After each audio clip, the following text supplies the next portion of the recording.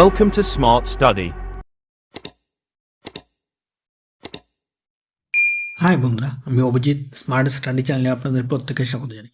যারা যারা এখনও পর্যন্ত আমার চ্যানেলটিকে সাবস্ক্রাইব করনি তারা চ্যানেলটিকে সাবস্ক্রাইব করে বেল বোতানটিকে ক্লিক করে দাও, যাতে আমি এরপরে যত ভিডিও আপলোড করবো তার নোটিফিকেশন আপনাদের কাছে চলে আসে। বন্ধুরা, আপনারা সবাই জানেন রেলওয়ে গ্রুপ ডি অ্যাপ্লিকেশন শুরু হয়েছে এবং এই অ্যাপ্লিকেশন করার সময় সবচেয়ে বেশি প্রবলেম ফেস করতে হচ্ছে, সেটা হলো পোস্ট প্রিফারেন্স। সবার কাছে একটাই চিন্তা যে কোন পোস্ট প্রথমে আমরা দিব এবং কোন পোস্ট শেষে দিব, কোন পোস্টে কী কাজ আছে না আছে। সেই জন্য বন্ধুরা, আজকের ভিডিওর মাধ্যমে আমি আপনাদের প্রত্যেকটা পোস্টে কী কাজ করতে হয় এবং কোন পোস্ট আপনারা প্রথম চয়েসে দিবেন এবং কোন পোস্ট আপনারা শেষ চয়েসে দেবেন সেটা আমি বলে দেবো। চলুন বন্ধুরা, আজকে আমি দেখে দিচ্ছি। দেখুন বন্ধুরা, এখানে রেলওয়ে গ্রুপটি 2025-এর পোস্ট আছে। এখানে টোটাল 14টা পোস্ট আছে। অ্যাসিস্ট্যান্ট এসএনটি, এটা এসএনটি ডিপার্টমেন্টে C1 medical standard. Assistant workshop mechanical ডিপার্টমেন্টে, এটা C1 medical standard. Assistant bridge, assistant carriage wagon, assistant loco shed, diesel assistant loco shed, electrical assistant operation, electrical assistant P way, assistant TL and AC, assistant TL and AC, assistant track maintenance machine আছে, assistant TRD, pointsman B R track maintenance 4। এখানে প্রত্যেকটা medical standard আছে বন্ধুরা, দেখে নিতে পারেন আপনারা প্রত্যেকটা মেডিকেল স্ট্যান্ডার্ড কোন ডিপার্টমেন্টে পড়ে সেটা আছে। চলুন বন্ধুরা, আপনাদের দেখিয়ে দিচ্ছি আপনারা কোন পোস্ট দেবেন। দেখুন, আমি আপনাদের সাজিয়ে নিয়ে এসেছি।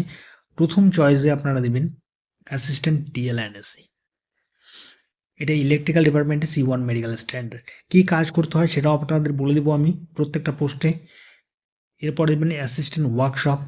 যদি কোনো মেয়ে অ্যাপ্লাই করেন তাহলে ওয়ার্কশপটা পরে দিবেন আপনারা, কারণ ওয়ার্কশপে অনেক গ্রিজিংয়ের কাজ করতে হয়, তাই এটাকে পরে প্রিফারেন্সে আপনারা লাগবেন।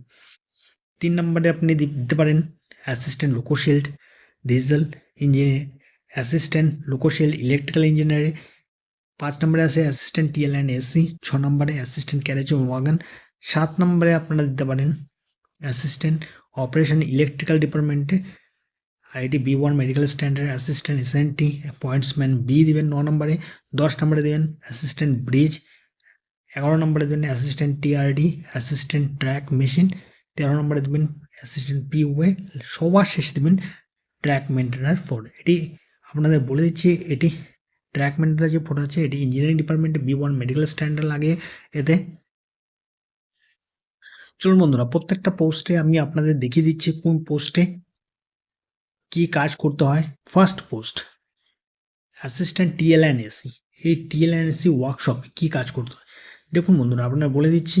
অ্যাসিস্ট্যান্ট অ্যান্ড টিএল অ্যান্ড এসিতে যে নতুন যে ইঞ্জিন থাকে সেই ইঞ্জিনের ইলেকট্রিক কোনো সুইচ বোর্ড লাগানো বা এসি কোনো লাগানো সেট করা, বা কোনো ইঞ্জিনে যদি কোনো কিছু সুইচ বোর্ড নষ্ট হয়ে যায়, খারাপ হয়ে যায়, সেটা ঠিক করা এই অ্যাসিস্ট্যান্ট টিএল অ্যান্ড এসির কাজ ওয়ার্কশপে। এই পোস্টটা খুব ভালো পোস্ট বন্ধুরা, এটা আপনারা দিতে পারেন। ওয়ার্কশপের কাজ খুব ভালো পোস্টে, ডে নাইট দুটাই শিফট থাকে এটার। তারপরে আছে অ্যাসিস্ট্যান্ট ওয়ার্কশপ। দেখুন বন্ধুরা, যে রেল ইঞ্জিন আছে, ইঞ্জিনের পিছনে যে বগি থাকে সেই বগির মেনটেনেন্স করা, কোনো পার্টস লাগানো, কোনো কিছু খারাপ হয়ে গেলে সেটাকে ঠিক করা, সেটা হলো অ্যাসিস্ট্যান্ট ওয়ার্কশপের কাজ। তারপরে দেখুন বন্ধুরা, অ্যাসিস্ট্যান্ট লোকোশিল্ড। দেখুন বন্ধুরা, অ্যাসিস্ট্যান্ট ওয়ার্কশপের যেটা কাজ আপনাদের রেলের বগিগুলোকে ঠিক করা। অ্যাসিস্ট্যান্ট লোকোশিল্ডের ডিজেল ইঞ্জিন, যে ইঞ্জিনগুলো থাকে ডিজেল ইঞ্জিন, সেই ইঞ্জিনগুলোর মেনটেন্যান্সের কাজ হলো অ্যাসিস্ট্যান্ট লোকোশিল্ডের কাজ। অ্যাসিস্ট্যান্ট লোকোশিল্ড ইলেকট্রিক্যাল, এটা হলো ইলেকট্রিক্যাল ইঞ্জিন যে থাকে ট্রেনের, সেই ইলেকট্রিক্যাল ইঞ্জিনের কোনো ইলেকট্রিক্যাল ইঞ্জিনের যদি কোনো লাইনের প্রবলেম হয় বা কোনো কিছু প্রবলেম হয় সেটাকে ঠিক করা অ্যাসিস্ট্যান্ট লোকোশিল্ডের কাজ, এটি ইলেকট্রিক্যাল ডিপার্টমেন্ট। তারপরে অ্যাসিস্ট্যান্ট টিএল অ্যান্ড এসি। দেখুন বন্ধুরা, একটা ছিল অ্যাসিস্ট্যান্ট টিএল অ্যান্ড এসি ওয়ার্কশপের কাজ, একটা অ্যাসিস্ট্যান্ট টিএল অ্যান্ড এসি। দেখুন, রেল যখন রানিং ট্রেন থাকে কোনো স্টেশনে, যখন সেটি দাঁড়ায় সেখানে আপনি বগির ভিতরে গিয়ে দেখবেন যে এসির টেম্পারেচার ঠিক আছে কি ঠিক নেই, বা কোনো বোর্ড সুইচ বোর্ডগুলো কাজ করছে কিনা, সেটাই কাজ হলো assistant TL and AC. TL মানে ট্রেন লাইন, এসি তো জানেনই আপনারা 5 নম্বর পোস্ট। 6 নম্বর পোস্টে আপনার দেখে দিচ্ছি অ্যাসিস্ট্যান্ট ক্যারেজ ওয়াগন। দেখুন বন্ধুরা, এই পোস্টটা হলো যে মাল ট্রেনগুলো আছে সেই মাল ট্রেনগুলো যখন মাল ট্রেনগুলোর মেনটেনেন্স করাই হলো অ্যাসিস্ট্যান্ট ক্যারেজ আর ওয়াগনের কাজ। সেটি দেখুন ক্যারেজ আর ওয়াগন এটি সবচেয়ে ভালো কি, এটা মেন যে স্টেশন থাকে বড় বড় স্টেশন সেখানে এর মাল ট্রেনের মেনটেনেন্সের কাজগুলো হয়। তাছাড়া ওপেন লাইনে মাল ট্রেনে যে যখন ট্রেন চলে সেই ট্রেনগুলোর চাকা ঠিকমতো ঘুরছে কিনা, সেটার চাকায় কোনো প্রবলেম হচ্ছে কিনা সেটা দেখায় অ্যাসিস্ট্যান্ট টিএলএনএসির কাছে, carriage and wagon, sorry, assistant operation electrical. দেখুন এটি সবচেয়ে ভালো পোস্ট আছে। এটি কেন, যে স্টেশনে আপনি যেমন স্টেশনে দাঁড়াবেন, স্টেশনে যাবেন, স্টেশনে যে ফ্যান চলে ইলেকট্রিক্যাল চলে সেইগুলোর নষ্ট হয় কখনো কখনো, সেগুলোর কোনো কিছু প্রবলেম হলো সেগুলো চেঞ্জ করা, সেগুলোর কাজ থাকে হলো অ্যাসিস্ট্যান্ট অপারেশন, অপারেশনের কাজ। এটি ইলেকট্রিক্যাল ডিপার্টমেন্টে। এটি দেখুন আপনাদের কাজ করতে হয় না, এখানে থাকে আপনাদের উপরে থাকে টেকনিশিয়ানের আন্ডারে আপনি কাজ করবেন। এরপরের পোস্ট দেখে অ্যাসিস্ট্যান্ট এসএনটি।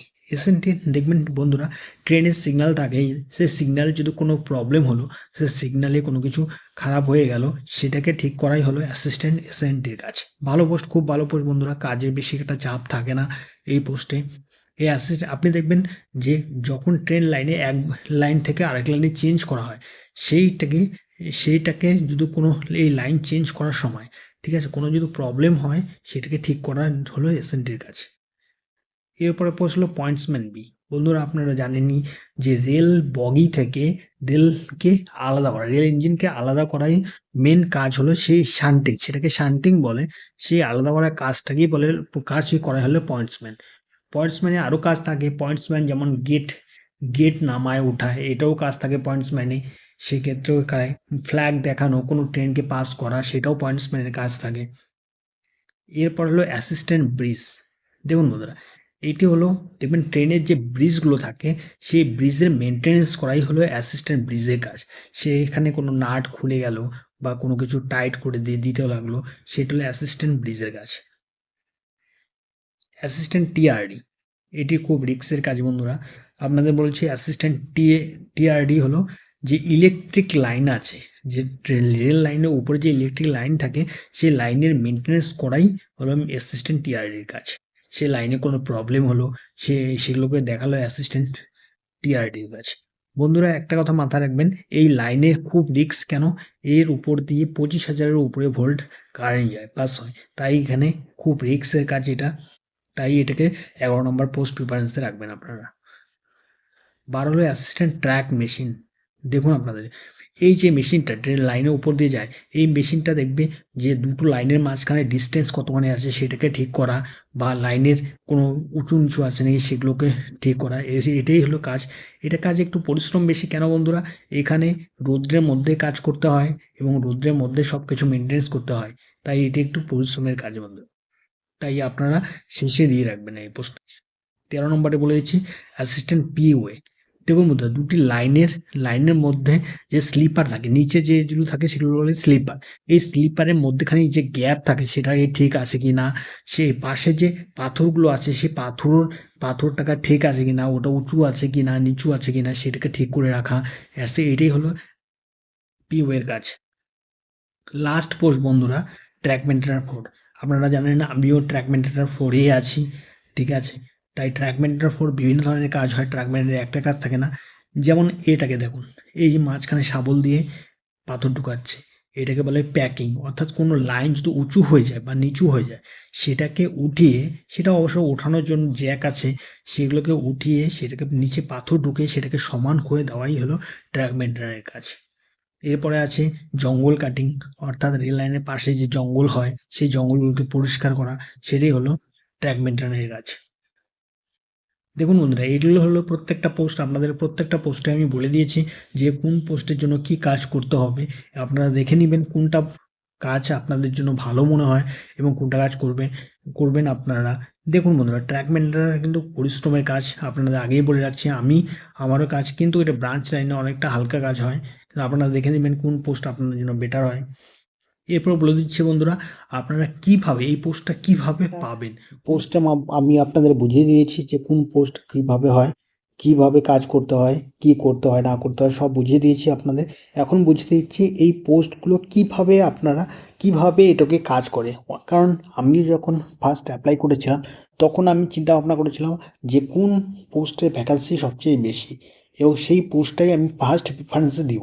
কারণ কি, সে পোস্টের ভ্যাকান্সি বেশি থাকলে আমার চান্স পাওয়ার চান্সটা বেশি থাকে, এটা আমার ধারণা ছিল। কিন্তু সেটা টোটালি রং বন্ধুরা। রেলওয়ের ক্ষেত্রে এক্ষেত্রে এটার কোনো সেরকম ব্যাপার থাকে না। তাই আপনাদের বুঝিয়ে দিচ্ছি, আপনারা বুঝালে আপনারা বুঝতে পারবেন। চলুন দেখিয়ে দিচ্ছি। দেখুন বন্ধুরা, এখানে একটা ক্যান্ডিডেট আছে নাম অভিজিৎ, যার মার্ক 72, মার্ক পেয়েছে কত 72। অভিজিতের পোস্ট প্রিফারেন্স ছিল এটা নিচেরটা। ফার্স্টে কি দিয়েছে অভিজিৎ, অ্যাসিস্ট্যান্ট টিএলএনএসি ওয়ার্কশপে দিয়েছে। কিন্তু দেখুন বন্ধুরা, এটা বুঝিয়ে দিচ্ছি, অ্যাসিস্ট্যান্ট অ্যান্ড টিএলএসিতে ফার্স্ট চয়েসে টোটাল ভ্যাকান্সি আছে 422 জন, অর্থাৎ 422 জনের নাম্বার 90 নাম্বারের উপরে গেছে। কিন্তু অভিজিতের ফার্স্ট প্রেফারেন্স থাকা সত্ত্বেও তার নাম্বার 90-র চেয়ে কম ছিল, যাই জন্য অভিজিৎ এই পোস্টটায় সিলেক্ট হয়নি। Second post assistant workshop, total vacancy কত 294। কিন্তু 294 জন যে আছে তারা টোটাল তাদের নাম্বার 89-এর উপরে, এবং তাদের চয়েস এটা ছিল অ্যাসিস্ট্যান্ট ওয়ার্কশপ প্রথমে ছিল, যার জন্য এই যে 294 জন 80 নাম্বার পেয়ে তারা এই পোস্টটা নিয়ে নিয়েছে। তাই অভিজিতের 72 নাম্বার পাওয়া সত্ত্বেও সেই পোস্টটায় সিলেক্ট। অ্যাসিস্ট্যান্ট লোকোশিল্ডের ক্ষেত্রেও এখানে 86 কাট অফ গেছে 30 জনের, কিন্তু 72 নাম্বার অভিজিৎ পেয়েছে, কিন্তু অভিজিতের সিলেকশন তাই হয়নি এখানে। অ্যাসিস্ট্যান্ট লোকোশিল্ড এক্ষেত্রেও 83 গেছে, কিন্তু 72 পেয়েছে, তাই হয়নি। অ্যাসিস্ট্যান্ট টিএলএনএসি 80 গেছে, কিন্তু 72, তাই এখানে হয়নি। অ্যাসিস্ট্যান্ট অপারেশন এখানে 75 গেছে কাট অফ, কিন্তু 72 অভিজিতের নাম্বার, তাই সে সিলেকশন নিতে পারেনি। তারপরে দেখছি 8 নম্বর পোস্টটা, এটা 8 নম্বর পোস্টটা এসএনটি হবে। এখানে দেখুন 8 নম্বর পোস্টটা 74 কাট অফ গেছে, কিন্তু 72 আছে, তাই এখানে সিলেকশন নিতে পারেনি। 9 নম্বর পোস্টটা পয়েন্টসম্যান বি। এখানে দেখুন টোটাল 36 জনের নাম্বার যে আছে 71 নাম্বার ছিল, এবং তাদের ফার্স্ট প্রিফারেন্স সেটা ছিল। কিন্তু অভিজিতের দিক থেকে 9 নম্বর প্রিফারেন্স ছিল, কিন্তু ওর নাম্বার ছিল 72, তাই অভিজিৎ এই পোস্টটা সিলেকশন নিয়ে নিল। এইভাবে প্রত্যেকটা পোস্ট এইভাবে দেওয়া। দেখুন আপনারা 72 ছিল অভিজিতের 69, যদি এইটা না পেতো, পয়েন্টসম্যান না পেতো, তারপরে দেখতো অ্যাসিস্ট্যান্ট ব্রিজের নাম্বারের ক্ষেত্রে দেখতো, তারপরে অ্যাসিস্ট্যান্ট টিআরডি, এরপরে অ্যাসিস্ট্যান্ট ট্র্যাক মেশিন, এইভাবে শেষে এইভাবে আসতো এইভাবে। তাই বন্ধু একটা কথা বলে দিচ্ছি, আপনারা বুঝতে পারছেন নিশ্চয়ই ভ্যাকান্সি কীভাবে, পোস্টটা কীভাবে পায় সেটা আপনারা দেখে নিয়েছেন। আপনি একটা কথা বলে দিচ্ছি, ভ্যাকান্সি দেখে কেউ অ্যাপ্লাই করবেন। যে ট্র্যাকম্যানের ভ্যাকান্সি বেশি তাই আমি এটাকে প্রথম প্রিফারেন্স দিই, এবং এই প্রথম প্রিফারেন্স দিলে আমার এটা প্রথম নাম্বারে আসবে, সেটা একদমই ভুল ধারণা বন্ধুরা। সেই ভুল ধারণাটা আমিও করেছি, যার জন্য আজকে আমি ট্র্যাক মেনটেনায় আছি। কারণ আমার যে নাম্বার ছিল সেই নাম্বারে আমি ট্র্যাক মেনটেনার ফার্স্ট চয়েস দেওয়ায় আমার নাম্বার আর ট্র্যাক মেনটেনার যে কাট অফ ছিল সেটাও ক্লিয়ার করে ফেলেছি, যার জন্য আপনাকে ফার্স্ট প্রিফারেন্স ছিল, যার জন্য আমাকে ট্র্যাক মেনটেনার দিয়েছি। তাই বলছি বন্ধুরা, ভ্যাকান্সি দেখে কেউ অ্যাপ্লাই করবে না, সবাই পোস্ট দেখে এবং কি কাজ করতে হয় সেটা দেখে অ্যাপ্লাই করো। তোমরা বাকিটা তোমাদের নাম্বারের উপরে ছেড়ে দাও, তোমার নাম্বার যে পাবে সেখানে তুমি উপরে থাকো, তাহলে তোমরা অবশ্যই সিলেকশন নিবে। আর বন্ধুরা, এটা আমি ভিডিও ডেসক্রিপশনে এই পিডিএফটা আপনাদের দিয়ে দিব, আপনারা দেখে তারপরে ভালো করে বুঝে অ্যাপ্লাই করতে পারবেন। আশা করি আপনাদের বোঝাতে পেরেছি। আর যদি কেউ বুঝতে না পারো, কোনো অসুবিধা হয়, তাহলে আমাকে কমেন্টে লিখে জানিও, আমি ভালো করে বুঝিয়ে দিব আবার। থ্যাংক ইউ বন্ধুরা।